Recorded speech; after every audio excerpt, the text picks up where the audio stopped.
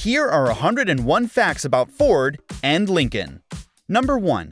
Ford is the reason why we have the 5-day work week. I mean, don't get me wrong, they didn't invent it, but they were the first major corporation to adopt it in 1926 because Henry Ford, the founder of Ford, believed leisure time was necessary to minimize production mistakes because if the workers were happy and well rested, they would be able to better focus. So you can thank Ford for your weekend. Number 2. Now every brand offers lower trim models to appeal to a wider demographic, but they usually don't go out of their way to make you feel poor. Well, apparently not Ford, because for some reason, the base model Bronco's key has a much shorter range than the higher trim models. But fear not, my fellow peasants, the internet has found a way. All you have to do is use your head. Quite literally. I mean, sure, you're gonna look stupid as hell, but hey, if it works, it works. Number 3. There's a lot of debate on the internet regarding the origin of the Mustang name. Some say it's named after wild horses, and some claim it's named after a plane. Well, they're both right, because back when Ford was designing the prototype of the Mustang, John Najar, the co-designer, suggested to name it after the famous World War II fighter, the P-51 Mustang. But he was shot down because the board wanted something more traditionally American. So after some time and multiple terrible names like the Cougar, the board finally chose the very Italian name Torino, due to their CEO's love of Italy. But as the Torino was nearing completion, a news story came out about their CEO's apparent mistress in Italy. So to save face, the company decided to change the name at the last second, and that's when John Najar suggested the name Mustang again. But this time, he presented it as a way to embody the free spirit of wild American horses, and that's how the Mustang got its name. Number 4. On the rear motor of the Mach-E, it says, "Electric ponies live here," which is super cool, come on! Number 5. In the late 60s, Ford decided to focus on making their NASCARs more aerodynamic, so they developed this thing, the Torino Talladega, which was just a regular Torino with a longer, sleeker front end. Now to most of you, it's still a brick on wheels, but back in 1969, it was revolutionary compared to the rest of the lineup, and it dominated the first half of that season, winning 11 races in a row. But Dodge wasn't gonna let Ford have all the glory. So they secretly started building the Charger Daytona with the help of rocket scientists from their rocket division. Yes, Dodge had a rocket division. When the car was finished, Dodge started testing it on a super secret racetrack to find out how fast it went. And when the testing session was over, Ford was overjoyed because the Daytona was slower than the Talladega. But wait, how did Ford know how fast the Daytona went? Wasn't it all super secret? Well, it turns out that Ford had spy planes circling the track, because Ford used to build them. Gotta love the 60s. Anyways, as some of you NASCAR fans might know, the Daytona whipped everybody on track, especially the Talladega, and it was the fastest car the sport had ever seen. It turns out the Daytona was only slow during testing because they knew Ford was spying on them. Number 6. The new Mustang has remote revving, and it's exactly how it sounds.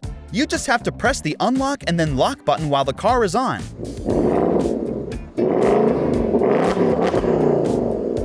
Number 7. Last year, Ford introduced the men's-only Ford Explorer on International Women's Day. And yes, I know, it sounds like a Shane Gillis bit, but it was actually quite thoughtful. Ford used that ad to showcase women's ingenuity in the car industry, pointing out that without their inventions, cars wouldn't have features like windshield wipers, turn signals, rear-view mirrors, GPS navigation, or even heaters. But since this is the internet, people of course still made comments like this. Number 8.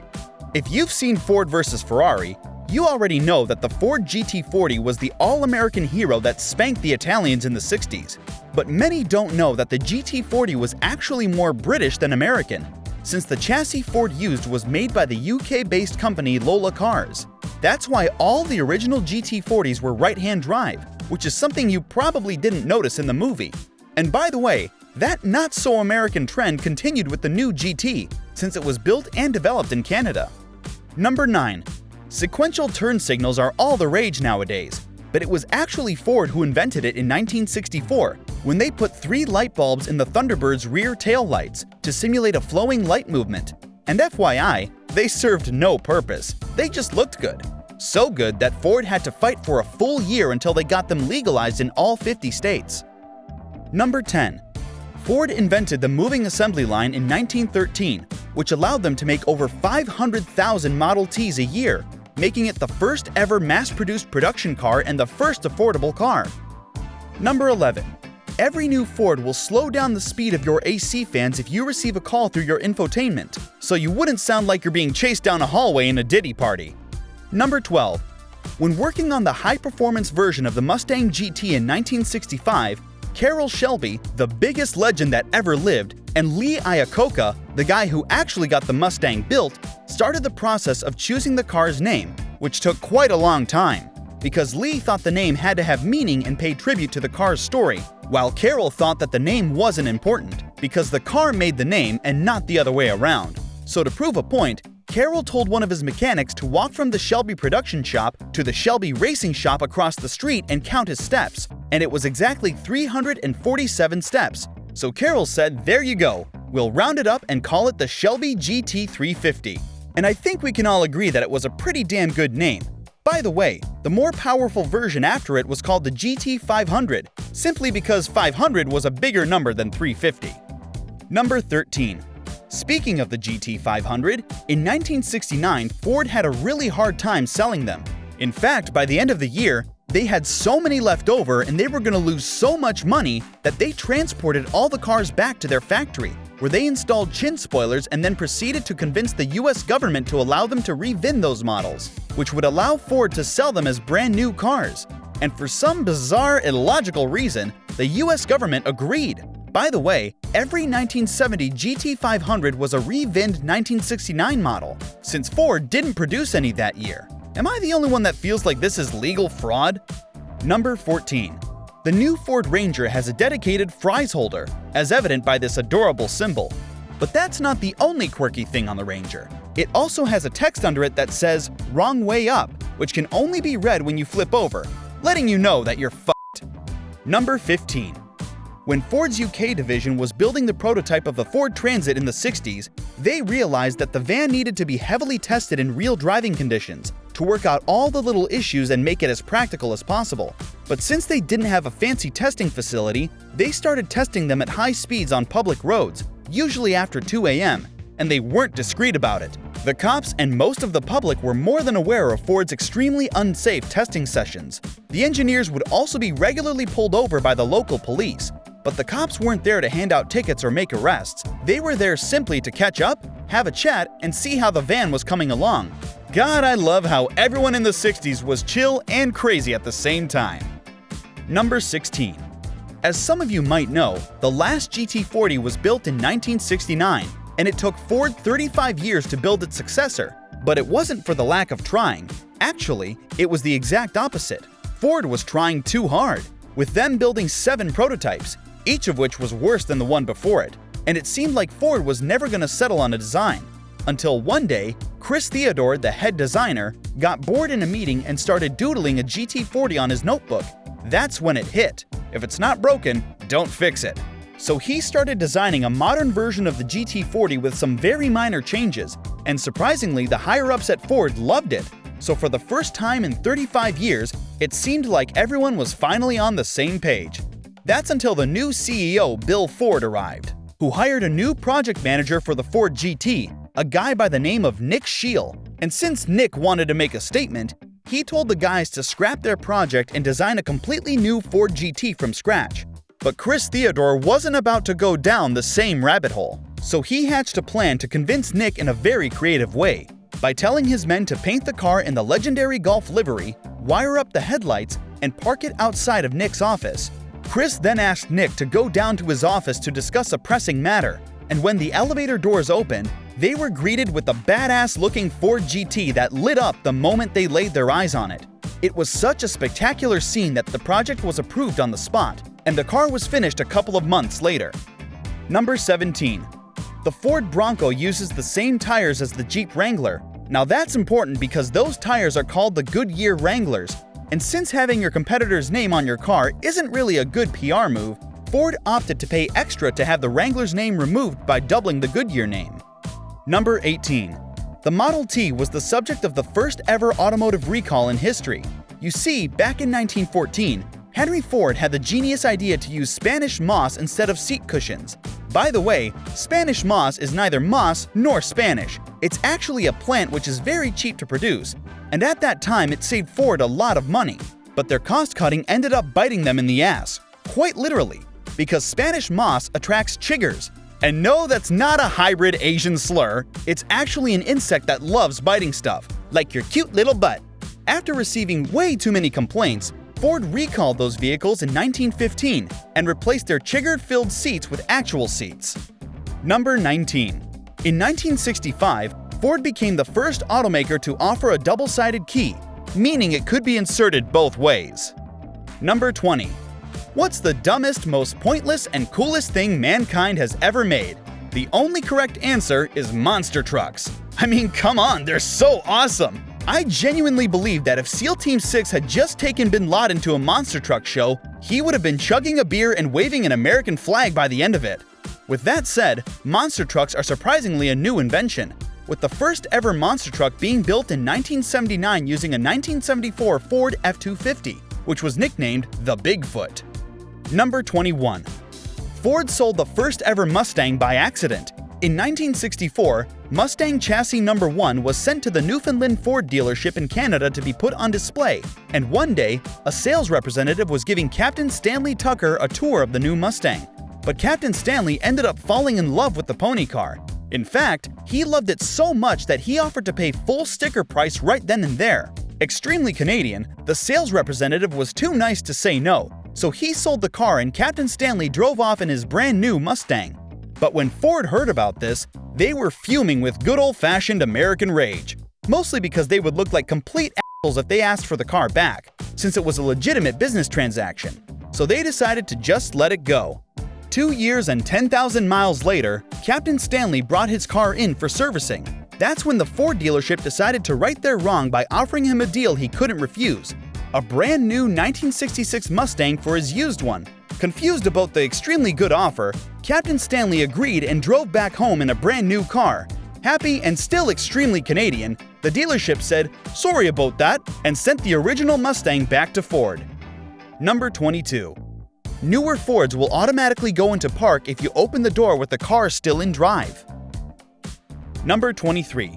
Henry Ford was a big fan of cutting expenses, and in 1928, he decided to take on his biggest challenge yet: Fordlandia, a small utopian city in the Amazon that specialized in building tires for a fraction of the price. At first, everything seemed to go great, with Ford starting the biggest man-made fire in the world to clear the land. They then quickly and efficiently built the city, which included a school, state-of-the-art medical facility, American-style suburban households, and a water tower that became the tallest man-made structure in the Amazon. But before he could bask in the glory of his genius, things started to go downhill. Because apparently, the only American rubber scientists that were willing to go live in the jungle didn't actually know all that much about rubber. And to make things worse, Ford had kept the workers starving with small portions of healthy food, because they wanted them to be lean, mean tire-making machines. But all that did was turn them into skinny, hungry, rioting crowds, which at some point led to the American staff running into the jungle to protect themselves from the starving workers. Knowing that this might turn into an international crisis, Henry Ford sold the land back to Brazil and hightailed it out of there. Today, that small city is still around and many generations have been born there, but it's still very underdeveloped and looks like a wasteland. Number 24. The Shelby GT500's engine is codenamed the Predator. I'm surprised Mr. Beast hasn't given one away yet. Number 25. When Ford was on the brink of bankruptcy in the 80s, their board set up a meeting and they voted on the two options they had. They could either try to ride it out and lose a lot of equity in the process, or they could put all their money into one car and risk it for the biscuit. Now, since they had bigger balls back then, they decided to choose the latter, and they pooled all of their money together, which was about $3 billion. Adjusted for inflation today, that's around $7 billion. They also brought in all of their best designers and engineers from Ford, Mercury, and Lincoln to work together, which was a big deal since Ford believed in separating those brands to create friendly competition. And after a lot of hard work and development, they came up with the first-generation Ford Taurus, which was like a spaceship compared to their competition, with its smooth body lines, blocked-off grille, and flushed headlights. Yes, flush headlights were a massive deal in the 80s. They were also super illegal at that time. because the NHTSA required manufacturers to use sealed beam headlights, but Ford needed the flushed headlights for the car to be safer and more aerodynamic. So they actually took the NHTSA to court, and they argued that this law was impossible to implement, because without flushed headlights, no car company would ever be able to meet the government's fuel consumption laws, which became more and more demanding as time went by. And they basically asked the government point blank, do you want crummy old headlights or do you want to save the planet? With an argument like that, the government was forced to take Ford's side, and the Taurus officially went on sale in 1986, quickly becoming the best-selling car in the US and saving Ford from bankruptcy. Number 26. In the early 2000s, Ford was working on the first-generation Ford GT, and because that car was meant to dominate European supercars just like the old days, Ford bought a Ferrari 360 to use as a case study. That's when Carroll Shelby put this sticker on the test car, which is so magnificently petty. I mean, just think about it. Someone had to spend hours designing the sticker in the GT's livery, only to make one single copy at some Xerox place and then stick it to Ferrari on the Ferrari perfectly. I bet they even measured it to make sure it was level. Number 27. The Ford Bronco has a text under its fender liner which says, "Lift me, baby." Number 28. Ford used the same exact front bumper for the F-150 from 1959 to 1979. That's 20 years straight and across 4 different generations, making it one of the, if not the longest-running unchanged part on any vehicle. Number 29. Believe it or not, if it wasn't for Ford, we wouldn't have gone to the moon. And don't you dare start the whole "we didn't go to the moon" thing in the comments. Anyways, back in 1969, Ford was responsible for building the Mission Control Center that monitored Apollo 11. And not only did Ford install 60,000 miles of wires, they also built the transmission unit that broadcasted Neil Armstrong's iconic message to the world. It's one small step for man, one giant leap for mankind. With all that said, the astronauts still drove Corvettes. Number 30. For the longest time, Ford and Firestone tires were inseparable, especially since Firestone only started making car tires after Henry Ford asked them to. Their partnership only seemed to grow stronger in the 90s, when Ford released their first Explorer, which immediately became a game-changer and a massive success for both Ford and Firestone who supplied its tires. But the celebration didn't last long, because before Mustangs were known for crowd surfing, Explorers were known for roof skating. Because you see, Firestone's tires weren't able to handle the SUV's weight, which led them to blowing up under turning pressure. Pair that up with Ford's very poorly designed front suspension of the Explorer, and you'll have a truck that's as sturdy as a 2-legged stool. In fact, the Explorer was so dangerous that U-Haul still refuses to rent trailers out to those cars. Later on in 2001, we got a glimpse of how bad things really were when the lawsuits came in, and it was revealed that more than 200 people had lost their lives, with many more permanently injured. And instead of taking responsibility for their mistakes, both Ford and Firestone got involved in a nasty corporate blame game that further complicated things. And when the dust was settled, their 95-year relationship was terminated, with both companies recalling millions of tires and vehicles. This debacle is also what forced the US to make tire pressure monitoring systems mandatory. Number 31. In a weird move, Ford just announced that they will no longer equip their cars with self-parking, because apparently no one uses it. Also, I'm curious to know, do you guys actually use that feature? Number 32. This is John Cena, and he's a massive petrol head who loves cars, especially good old American cars, which is why he bought the new Ford GT the moment it came out. But he then had an issue many of us wish we had. He was simply too jacked to fit inside, which was a big problem since the seats weren't adjustable. So when John received a purchase offer for $1.5 million, $1 million more than what he paid for it, he immediately sold it. But before he could pop the champagne, Ford's party pooper lawyers got involved, because apparently, every GT owner had to sign a contract that prohibited them from selling their cars for 2 years. And after some back and forth, John and Ford settled outside of court for an undisclosed amount. Which is very stupid in my opinion, because if you paid for it, you should be able to sell it. I mean, it's yours. It's also quite ironically very Ferrari-like from Ford. Number 33. Back in the day, Ford had a big reputation in the UK for making great and reliable cars. They also had quite a reputation for being extremely easy to steal, especially when it came to the Cosworth models, because they handled great and were really fast, making them perfect getaway vehicles. This reputation only got worse as time went by, forcing Ford to lower their prices by as much as 30%, since getting them insured was either impossible or really expensive. That's until one company, whose name we don't know, started making advanced security systems for these cars. And as a way to promote their product, they set up a competition where you could win a brand new Sierra Cosworth if you could drive away in 20 minutes. And obviously the car was equipped with their security system. But guess what? The first contestant drove away with the prize minutes after the competition started. Yeah, that's probably why we couldn't find the company's name. And for the record, Ford wasn't able to mitigate this problem until newer models came out with factory-installed security systems. Number 34. As of 2024, the Ford F-Series has been the best-selling vehicle in the US for 48 years, 43 of which has been consecutive, with an F-Series being sold every 53 seconds. Number 35. The Ford Model T was only sold in black from 1914 to 1925 because black paint was easier to apply. It also dried much quicker, which was really important for Ford at that time, due to how fast cars were moving on Ford's moving assembly line. Henry Ford even famously said, "Any customer can have a car painted any color that he wants, so long as it is black." Number 36. The internet doesn't agree on many things, but we can all agree that Ford deserves all the hate they get for calling this thing a Mustang. But in Ford's defense, they weren't the ones who originally called it that.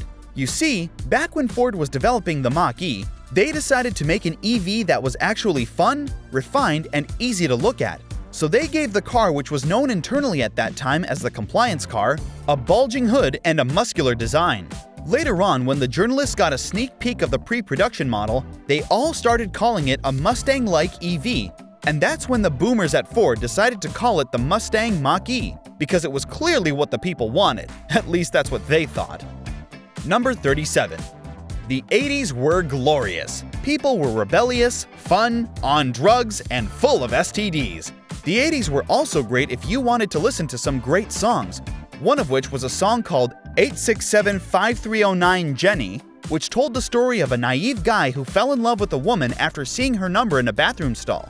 This song also started the trend of people prank calling that number asking for Jenny. But wait, what does this have to do with Ford?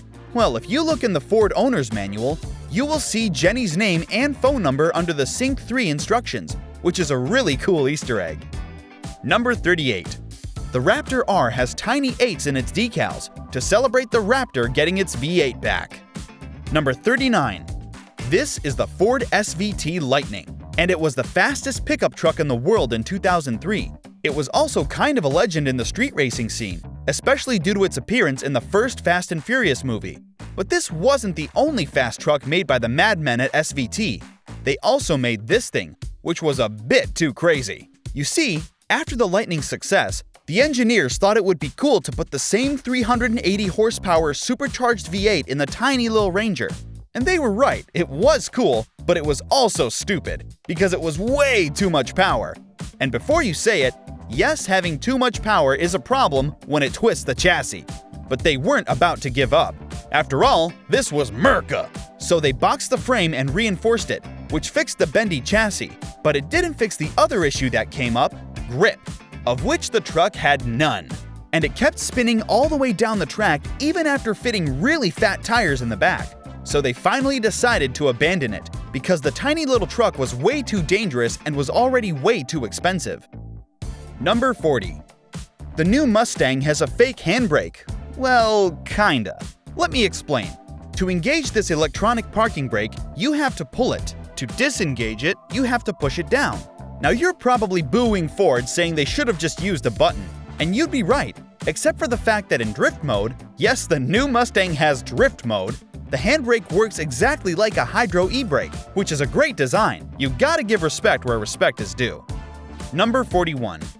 Henry Ford and Thomas Edison were BFFs, with Henry even serving as Edison's chief electrical engineer in 1894. But things took a weird turn near the end, because when Edison was on his deathbed, Henry asked Edison's son to stand guard and never leave his side, so that when his father finally kicked the bucket, he could pounce in and capture his father's last breath in a vial, which is kind of sweet if you really think about it. By the way, that vial is currently on display at the Henry Ford Museum. Number 42. Street racing was all the rage back in the 80s, and cops were getting their asses handed to them by muscle cars, imports, and pretty much everybody. That's until Ford decided to level the playing field by offering the special service package Fox Body Mustang, complete with lighting setups, radios, and V8s that made 275 gun-toting, slightly racist ponies. These Mustangs ended up being really popular in the force, especially with the highway patrol. Some of them were even used by the Air Force to help land spy planes. But the best part about this whole thing has to be the tagline Ford used to sell these cars, which was, "This Ford chases Porsches for a living." Notice that it didn't say catch. Number 43. Last year, Ford started paying people $2,500 not to buy a Bronco. I'll explain. Ford was having a lot of trouble with their Broncos' painted roofs because they were on backorder due to manufacturing issues, but the trucks themselves were completely finished, just not in the correct packages, meaning that hundreds of Broncos were parked outside in a yard, collecting dust and being exposed to the harsh elements for months. And Ford was at risk of losing a lot of money had those cars been damaged. So they started a campaign. They offered customers $2,500 in rebates to cancel their $100 reservations, or at least change their trim levels. And it's no surprise that almost everyone took that offer, allowing Ford to finally move their stock. Number 44. While developing the Focus RS, the engineers and technicians were tweaking the car to find its absolute limit. And one day, an engineer decided to increase the rear bias to see if the car would rotate in turns to have a better exit. Well, it didn't, but it did drift. So the engineers started taking turns throwing the car around and just generally having fun. That's until it was time to be serious again and get back to work. And they pretty much forgot about it after that. Sometime later, the project manager for the RS was in a meeting with Raj Nair, Ford's global technical and development chief. And as a fun little tidbit, he told Raj about how one of his engineers found a drift mode by accident. That's when Raj surprisingly told him to add it as an official feature, because it was cool and it would help with marketing. And that's when Ford's whole drift mode thingy was born. Number 45. The F-350 has sport mode. Yes, this 6.7-liter diesel building on wheels can be sporty, or at least try to be. To activate it, you either have to double tap the traction control or the tow mode button. Number 46. Before starting the Ford Motor Company, Henry Ford established the Henry Ford Company, but he left that venture due to disputes with the partners. What's interesting is that company was later rebranded to Cadillac. Number 47. If you haven't seen Ford versus Ferrari, skip to this timestamp. In 1966, Ford was working on the J car, which was meant to be the fastest version of the Ford GT, but that car proved to be too powerful and too dangerous when it took Walt Hanskin's life during a test drive. 5 months later, Ford made an improved version, but they didn't improve it nearly enough, because while testing the supposedly safer version, Ken Miles lost control, crashed, and rolled over multiple times before being ejected from the windshield, killing him instantly. After many investigations, the cause of the crash was undetermined, and to this day, we still don't know what caused one of the best race car drivers in the world to lose control and his life in the process. Number 48. The Ford Model T was the first car in history to be left-hand drive. Number 49. Ford used to make refrigerators through their subsidiary Philco. Number 50. This is the coolest and rarest Ford of all time. It's called the Falcon GTHO Phase 4. Now, to understand how incredible this very car is, we have to take a step back. In 1970, Ford really wanted to establish the Falcon as a brand in Australia. And if you wanted to do that in the 60s and 70s, you had to win races. So Ford set their eyes on the Bathurst 500, which is kind of like the Aussie version of Le Mans. But when they entered the sport in 1970 with their Falcon GT, they got quickly humbled by the Holden Monaro. So they went back to the drawing board and ended up building this thing, the Falcon GTHO Phase 3, which was a really fast 380 horsepower, 140 mph super sedan that was also surprisingly quite nimble, and it made Ford really confident in its ability to win. But there was an issue. The Aussie government weren't big fans of fast street-legal race cars, which is a big problem when you're trying to homologate your race car. And since Ford didn't want to get on the government's bad side, they changed the meaning of the letters HO in the GTHO's name from high output to handling option. And it worked. The government didn't really give too many shrimps, and Ford ended up winning the 1972 Bathurst 500. Ford then decided to make a Phase 4 version since the Phase 3s were such a big hit both on track and in the showrooms. The Phase 4s handled better and had higher top speed. It seemed like everything was going great. That's until the media started writing stories about the dangers of these 160-mile-per-hour quote-unquote supercars that were about to hit public roads. Eventually, there was enough pressure for the government to step in and stop the Phase 4 program. Now we get back to this car, which is the only production Phase 4 GTHO in existence, because before being shut down, Ford managed to build 4 cars, 3 of which were track-only race cars. This car is currently owned by a dentist called Paul. We don't know how much it's worth, but it's probably a lot, since the Phase 3 is already worth over $1 million. Number 51. The Ford Ranger holds the record for the tightest gap driven through by a pickup on its side, which is as random as it gets. Number 52. Henry Ford was a petty man. He was so petty that he sued a newspaper in a defamation suit for $1 million, ended up only winning 6 cents, and proceeded to collect all 6 of those cents. By the way, he was America's second billionaire at that time. Number 53. The Ford Bronco Raptor has a Raptor logo on the back of its spare tire, which is inverted so you could read it correctly in the rearview mirror. It's there as a constant reminder that you're not a peasant. Number 54. The Ford Sierra RS500 Cosworth is the most successful race car of all time. And before you 911 fans start typing mean things in the comments, the RS500 hasn't won the most races, it just has the best win-loss ratio, which is 84%, and that's really impressive. Number 55. This message goes out to anyone who owns a 2010 to 2012 Ford Fusion. If the music volume goes down when you hit the brake pedal, don't be stupid. Don't go fast or refuse to slow down because you don't want to miss the beat drop. It's just an option that you can easily disable in the settings. By the way, I'm speaking from experience. Number 56. The Ford Mustang GTD is a $325,000 815 horsepower street-legal race car. It's also quite rare since Ford has vowed to only make 1,000 units, but if for some reason that's not special enough for you, you can pay Ford to ban everyone else from using your car's paint color, which might be the first time any company has offered such an option. Number 57. In 1972, Ford drove 2 completely stock diesel transits around the Monza track for 7 days and 7 nights straight to showcase the durability of their engines. The 2 vans were driven at full throttle and at redline the whole time, with the vans still running while they were being refueled. And just to add on to the Transit's impressive durability, those vans ran perfectly even after being beat for 168 hours straight, with Ford only stopping the test because they had accomplished what they set out to do, which was break the world record for the most durable diesel engine. Number 58. The 2005 Koenigsegg CCR used to be the fastest production car in the world with its 241 mph top speed. It also used the 4.7-liter V8 from the Crown Victoria. And yes, of course, it was heavily modified, tuned, and supercharged, but it's still a cool little brag if you own a Crown Vic. Also, Koenigsegg actually used Ford engines up until 2012. Number 59. Henry Ford built a car out of soybeans in the early 40s. Well, the body was made of plastic, which was in turn made out of soybeans taken from Henry's ranch. Anyways, this car was built because it was extremely cheap and eco-friendly, since it was biodegradable. Now, one thing we learned in the past thanks to the whole Mercedes wiring harness debacle is that biodegradable things and cars really don't mix. It's like being a young boy at some Smith party. Something bad is bound to happen. But at that time, they didn't know that, and they were extremely enthusiastic about the whole thing. But the Soymobile didn't see the light of day due to the outbreak of World War II, which was probably for the best. Number 60.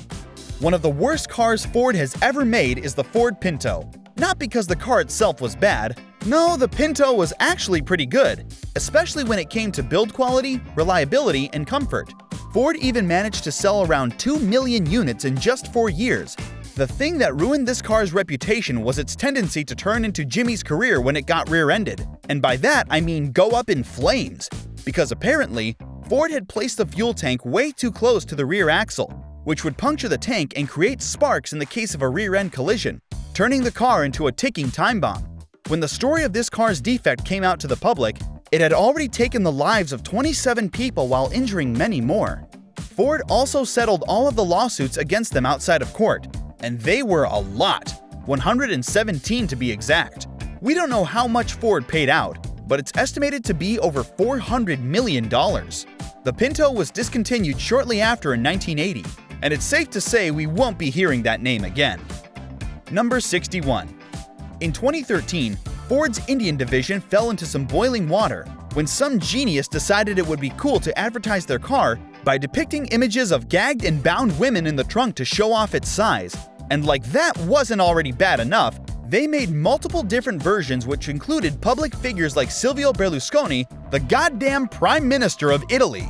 And as you could imagine, Ford received a ton of backlash internationally, with them publicly apologizing and taking responsibility for this campaign, if you can even call it that. But do you know what the worst part was? The car that caused this show was the Figo, which, let's be honest, is definitely not worth the headache. It also can't fit 3 tied-up women. Not that I've tried.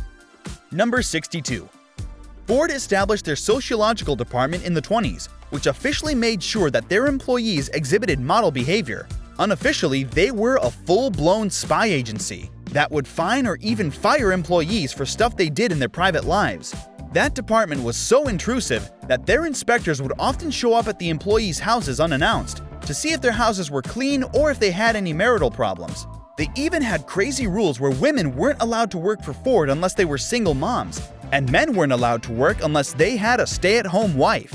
The establishment and later disbanding of this crazy department is all clouded in mystery. It kind of sounds like Ford isn't proud of what they did. Number 63.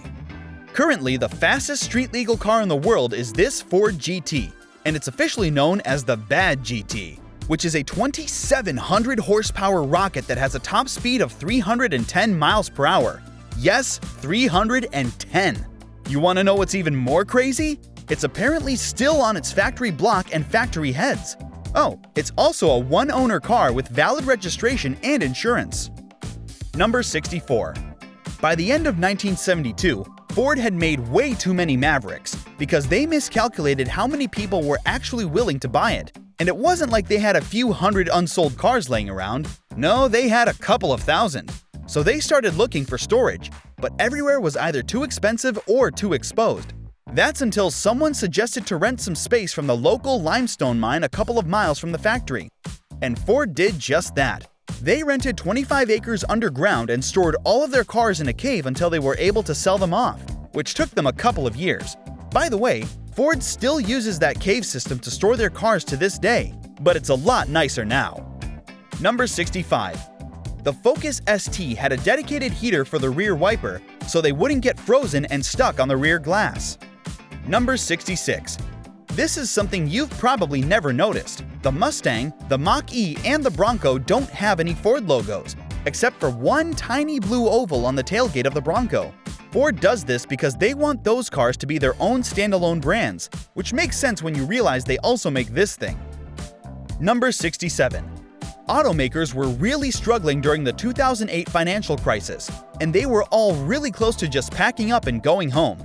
That's when Uncle Sam stepped in and offered to bail them out. So Chrysler and GM immediately ran and sat on Daddy's lap. But Ford surprisingly said no, because apparently Ford had gotten lucky by almost going bankrupt 2 years prior. This is going to be boring for like 34.5% of you, but I don't care. Back in 2006, Ford was really struggling financially, and they knew that bankruptcy was imminent at that point. So they hired the smartest and toughest guy they could find, Alan Mulally, who had just retired from his CEO position at Boeing. And when Alan first took charge, he started by restructuring the brand to focus more on their eco-friendly cars. He then sold off brands like Land Rover and Jaguar because they were only bringing Ford down. At that point, the company was already way better off thanks to Alan's safety measures, but he knew that he needed to take some risks to secure Ford financially. Because even though Ford was slowly getting back on its feet, it was still not strong enough to survive even the smallest crisis. So he decided to make the ballsiest move ever by mortgaging everything that Ford had. And I really do mean everything, right down to the blue oval. This risky move allowed Ford to acquire a $23 billion loan, but it proved to be a really big win for Ford. because it allowed them to get out of being the government sock puppet when the crisis hit not too long after. Number 68. The first Ford to have the keypad entry system was the 1980 Thunderbird, and Ford has continued to use that feature to this day, although they've now announced that the keypad will be removed as a factory-added option in 2025, meaning you will have to be overcharged by a dealer to get it. Just know that it only cost Ford $50 per vehicle. Number 69. The Ford logo is Henry Ford's signature. Well, it's not exactly Henry's signature, but the font used, Ford Script, was created by a Ford engineer specifically for the brand, and it was based on Henry Ford's handwriting. Number 70. Remember that whole trend of weird pickup SUVs? Well, it pretty much all started with Ford when they made the Sport Track in the year 2000. But here's a funny thing. The Sport Tracks all came with factory-installed bed covers, which worked exactly like conventional trunks. In fact, they were so similar that the US government mandated Ford to install emergency release mechanisms for the bed cover in case anyone got trapped inside, which is extra stupid since they could have just had them install it on the actual tailgate instead. Number 71. You can tilt the steering wheel of the new Transit into a little dining table. Number 72. Ford used to be a big fan of stirring the pot and making fun of other brands, constantly going back and forth with GM and Chrysler. And in 1987, they decided to go all out when they made this ad, where an F-250 carried a Chevy up a hill while towing a Dodge and a GMC behind it. This ad quickly made the rounds and everyone was talking about it. That's until Chevy made a response video, where a Silverado carried a Ford and another Silverado up a mountain, while the freaking mountain was being towed by another Silverado. It's fair to say that Ford took a step back from these sort of ads after this. Number 73. The 1974 Lincoln Continental Mark IV was the first car to have a quick defrost system, and in 1980, it became the first car to have an electronic instrument panel. Number 74. The blinker on the Ford Mustang sounds like a horse galloping. But since the Mustang was originally supposed to be named after the World War II fighter plane, Ford put the words ground speed on its speedometer. Number 75. Group B was all the rage in Europe in the early 80s, with every brand trying their best to take the crown for what was the most exciting sport. But the American brands really didn't care for it since they had NASCAR. Except for Ford, because unlike GM and Chrysler, Ford had a big presence in Europe, and it was only right for them to enter the sport as well. After a lot of research and development, Ford built the RS200 in 1986, which looked really good, and most importantly, it didn't look like a typical American boat. It was a mid-engine, all-wheel drive mini supercar that made 450 horsepower, but it was still very American when it came to its performance, because it was a sluggish, imbalanced mess of a car. But to be fair, that was quite fitting since its body was built by Reliant. Yes, that Reliant. Anyways, the car was extremely sketchy, and it was involved in a couple of accidents, one of which took the lives of 3 spectators and injured many more. That crash was so devastating that it set off a chain reaction that led to the death of Group B. Yes, this car single-handedly managed to end the sport. Number 76. During World War II, Jeep couldn't keep up with the demand of the Willys, and since they couldn't fall behind too much due to it being quite literally a life-and-death situation, Ford was contracted to also produce them in 1941, with their version being called the GPW. The W stood for Willys. Number 77. Ford made this weird contraption in 1965 for the Mercury Park Lane. It was called the wrist twist steering wheel, which is the worst name they could have chosen for this. And as the name suggests, this technology allowed you to steer with the flick of that wrist. What makes this so stupid is not the safety concerns, it's the fact that Ford literally tried to reinvent the wheel, but it was just the right amount of absurd stupidity for GM to build their own version a couple of months later, because they didn't want Ford to hog the wrist twist market all to themselves. Number 78. Ford made 7 racing games from 2000 to 2008, and they were all terrible. Number 79. You can change the theme of the infotainment system of Ford's cars and trucks to any Ford you want by pressing the skip button on the infotainment and steering wheel controls at the same time. But it's not permanent. It'll go back to stock once you turn the car off. Number 80. Lincoln became the first automaker to make air conditioning standard in 1971, meaning they were the first brand to include AC without an extra cost. Number 81. The legend of the crowd control pretty much started with the 5th-gen Mustang, simply because those cars were cheap and powerful. Pair that up with a live axle rear end, and you'll get a car that's very unpredictable for unexperienced drivers.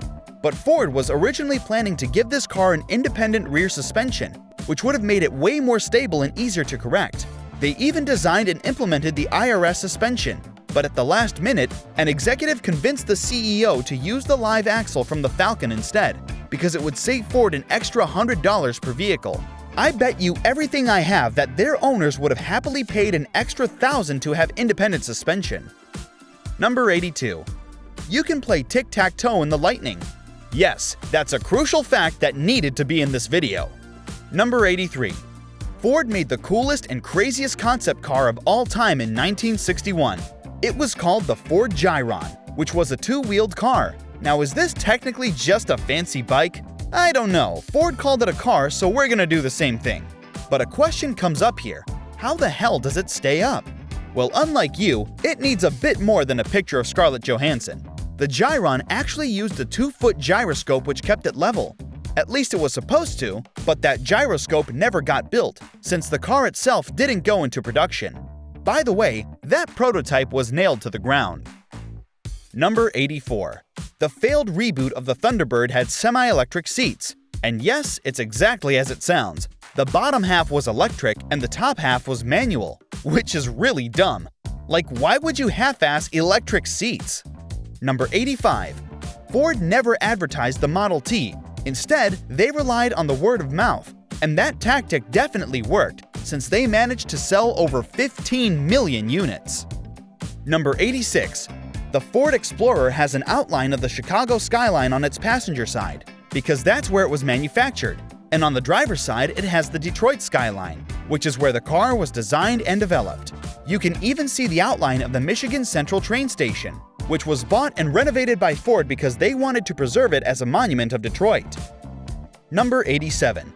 To this day, the fastest Ford ever made by either Ford or Shelby is the 1967 GT40 Mark IV, which has a top speed of 220 miles an hour. But before this car was renamed the Mark IV, it was called the J car. Yes, this is pretty much the same car that took Ken Miles' life. Number 88. Ford is currently the 5th largest family-owned business in the world, with the Ford family still retaining 40% of the company. Number 89. Ford has recalled more cars this year than GM, Honda, Nissan, VW, and BMW combined. They've also recalled more cars than any other company in history, with 400 million recalls since 1966. Number 90. For some of their new cars, Ford has been putting virtual owner's manuals inside their infotainment systems, complete with tutorials and videos, which is honestly really smart. Every car maker should do this. Number 91. One of the biggest issues that plagued Ford trucks is the death wobble, which is a violent shaking at high speeds due to imbalance at the front end of the vehicle. This problem has persisted on Ford trucks from 2005 all the way up to now. I mean, sure, it's less common than it used to be, but it's still a thing, which is crazy, especially since Ford refuses to issue recalls for this very serious thing, and they've somehow managed to win all the lawsuits that have come their way. I guess going to the moon is easier than balancing a truck. Number 92. The Ford F-150 has an American flag tucked away inside its dashboard. That's because Ford only builds these trucks in Michigan and Missouri. But for some unpatriotic reason, the Canadian spec F-150s don't have these flags, which is very weird and costly for Ford. Number 93. Just as the new Ford GT was built and ready to be tested, the engineers noticed that the passenger side mirror was unusable due to the sheer girth of the A-pillar. That's why the passenger side mirror is a couple of inches behind the driver's side mirror, meaning the Ford GT is asymmetrical.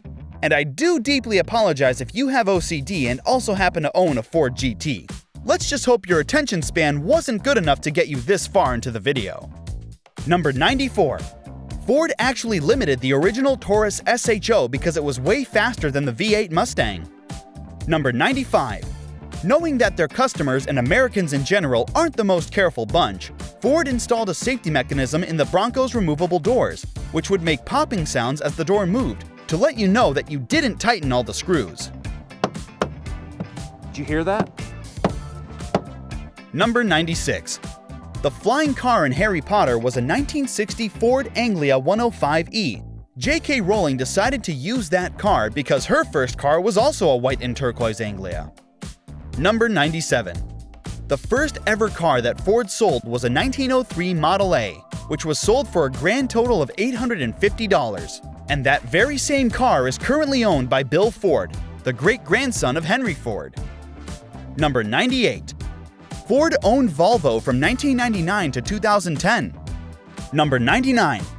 The Ford Crown Victoria has been crowned, no pun intended, as the best police car of all time, which is definitely a well-deserved award. In fact, the Crown Vic was so good that many departments kept on using them until they were legally forced to replace them. Number 100. For over a decade, Fords have had the My Key feature, which is really useful if your kid drives your car, because it allows you to set a maximum speed limit, remove the ability to disable traction control, and add earlier notifications for low fuel level. But its most important feature is the fact that you can set a maximum audio level, meaning your kids will not be able to annoy everyone else with their terrible drugged-up mumbling music. Number 101. In 2025, the Ford Mustang will be the last muscle car in production. And no, this thing doesn't count. And we're done. This was definitely a long one. So please let me know in the comments if you prefer these styles of videos, where we go more in depth into the stories and logic behind these companies. Also, let me know what brand you want to see next.